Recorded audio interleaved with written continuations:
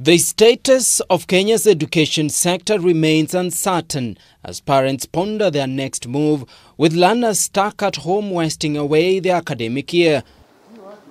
According to Education Cabinet Secretary George Magoha, the country is in a state where most government decisions are pegged on management of the COVID-19 pandemic. Going by the reports of last week, how many of you will take your child to the school next week? He argues that if the virus continues to spread, the academic calendar for 2020 may be pushed to 2021, with learners having to start afresh. If it means that they have to come back to school early in the year, to start the year all over again, so be it.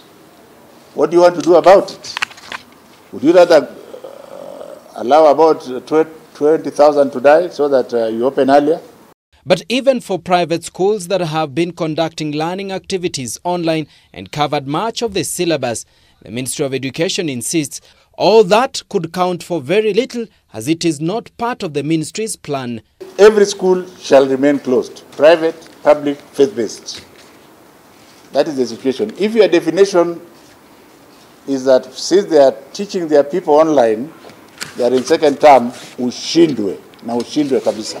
This comes as the COVID-19 Education Response Committee, chaired by Kenya Institute of Curriculum Development Council Chairperson Sarah Ruto, suggested in its report that schools should reopen in September this year, but examinations be conducted in 2021. The goal of this report was not to open or close schools. The goal was to ensure that our children remain safe whenever we decide to open the schools. Magoha, on his part, says the report must be reviewed and its recommendations discussed so that a final resolution is reached that will consider the safety of learners and teachers.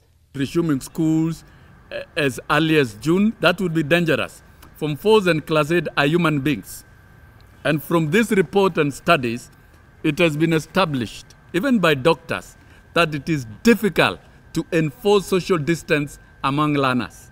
Currently, several students, especially KCPE and KCSE candidates, are glued to their digital devices, conducting self-revision and learning, hoping to catch up with the time and syllabus coverage. However, the Ministry of Education has since failed to reach learners from poor backgrounds, remote villages and informal settlements with online learning options. Dennis Matara, K24, Weekend with Betty.